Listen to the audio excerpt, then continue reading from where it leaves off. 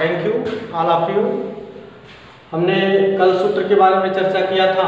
उस सूत्र के आधार पर क्लास 10th का मैथ पहला सवाल है आपका, ABC में जिसका कोण B समकोण है, AB 24 सेंटीमीटर, BC 7 सेंटीमीटर हो तो निम्नलिखित का मान ज्ञात करना है।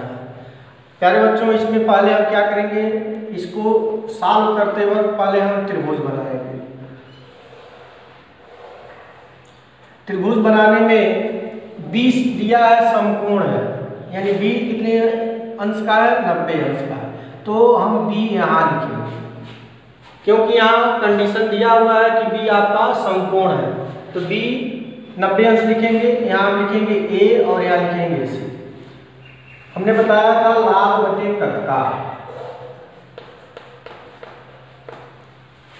अब यह देखते हैं कि हमें किसका मान ज्ञात करना है, साइन A का मान ज्ञात करना है।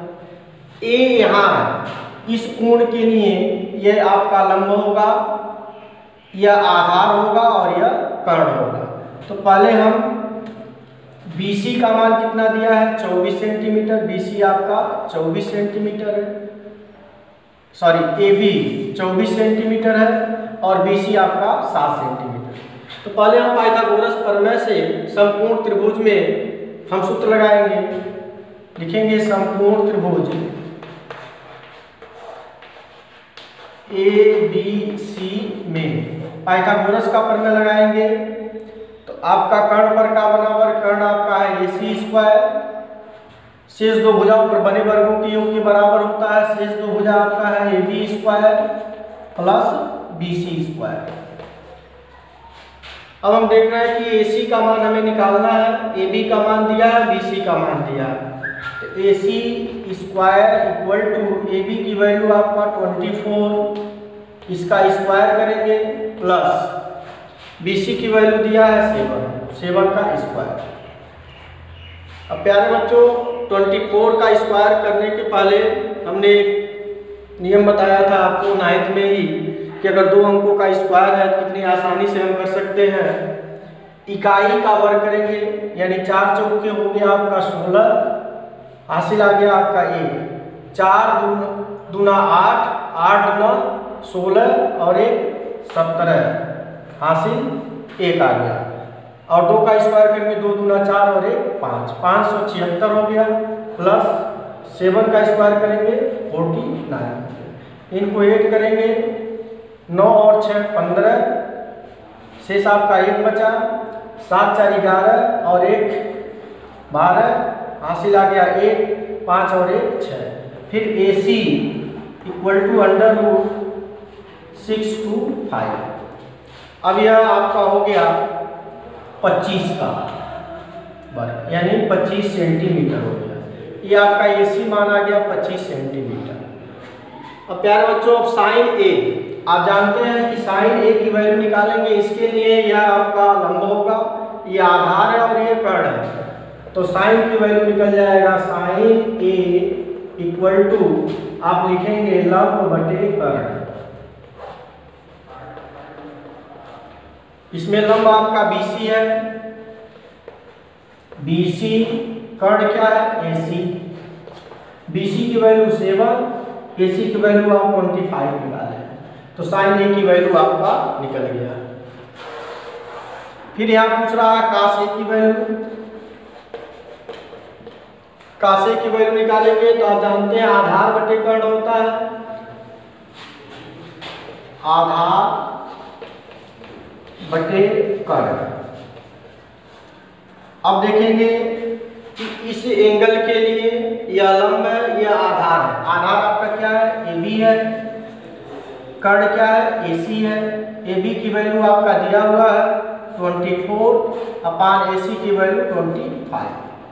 तो साइन A और cos A की वैल्यू निकल गई। अब दूसरा साइन C की वैल्यू निकालेंगे।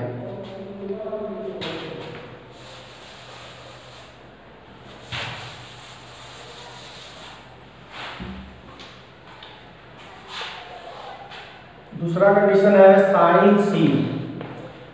प्यारे बच्चों, अब देखेंगे कि साइन C अब इसका मान पूछ रहा है। अब इस एंगल के लिए आपका यह जो होगा लंब होगा, यह आधार होगा और यह कर्ण होगा इस एंगल के लिए। इसके पहले साइन ए cos ए का पूछा है, तो ये एंगल पूछा, इसके लिए लंब यह था, आधार यह था, कर्ण यह था।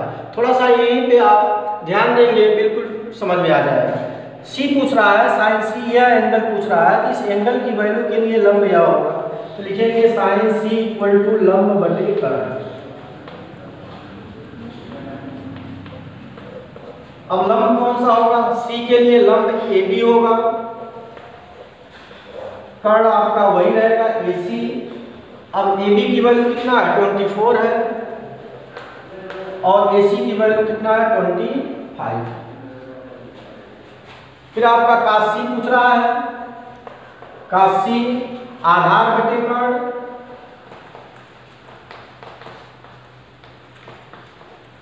आधार इस कोण के लिए, इस एंगल के लिए आधार आपका BC है, तो BC कितना हो गया, BC अपान कर्ण क्या है AC। BC की वैल्यू कितना दिया है 7, AC की वैल्यू दिया है 25। ये आपका आंसर हो गया।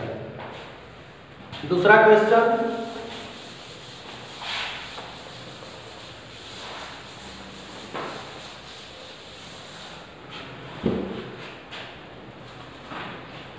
क्वेश्चन नंबर 2 दिया है। प्यारे बच्चों, क्वेश्चन नंबर 2 के बारे में दिया है क्वेश्चन, आकृति में tan p minus cot r का मान ज्ञात करना। आप यह देख रहे हैं कि आकृति दी गई है, यह एंगल आपका 90 है, उसके पहले हमें tan p यानी इस एंगल का मान पूछ रहा है और cot r इस एंगल का मान पूछ रहा है। तो इस एंगल के लिए ये आपका लंब होगा परपेंडिकुलर, ये हाइपोटेनस, यह बेस हो जाएगा। अगर एंगल R के लिए पूछ रहा है तो एंगल R के लिए ये आपका परपेंडिकुलर यानी लंब होगा, या बेस होगा, या हाइपोटेनस होगा। तो पहले हम इसकी वैल्यू निकालेंगे, यानी QR की वैल्यू क्या होगा। लिखेंगे समकोण त्रिभुज PQR में पाइथागोरस का प्रमेय लगाएंगे, सेम वही प्रमेय, कर्ण पर का बराबर शेष दो भुजा पर बने वर्गों के योग के बराबर होगा। तो PR square equal to PQ square plus QR square.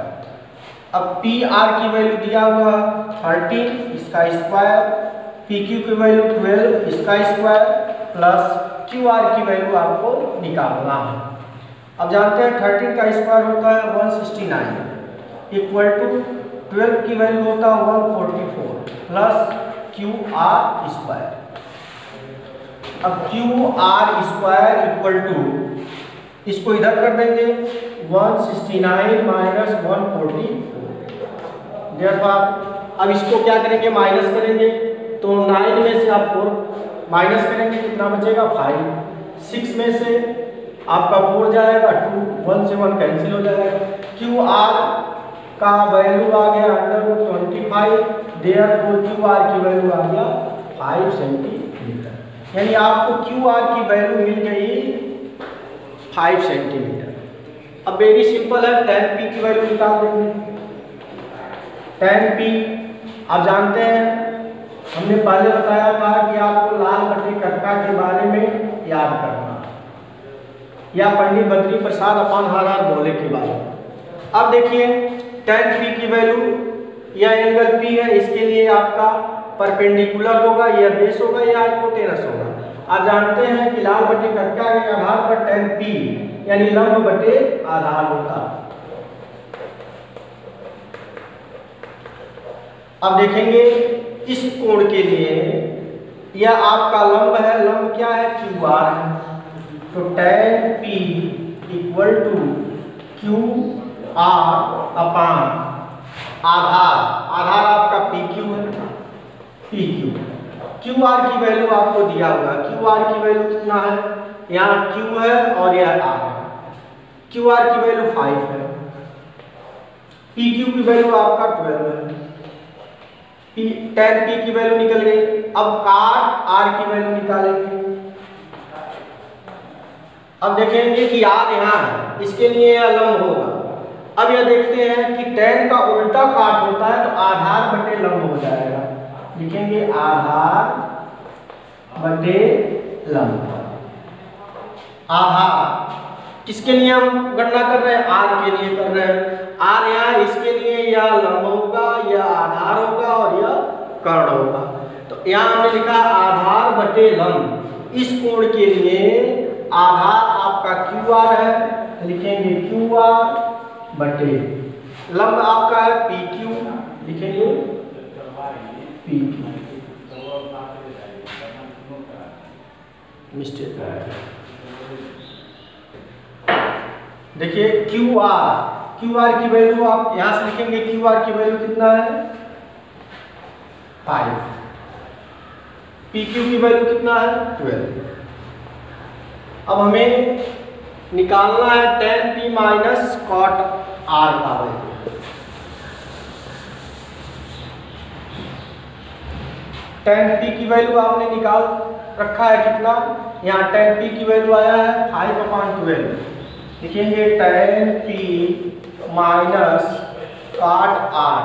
tan p की वैल्यू आपका है 5/12 माइनस cot r की वैल्यू है 5/12। देयरफॉर ये कैंसिल हो जाएगा, 0 आ गया। ये आपका कोड हो गया।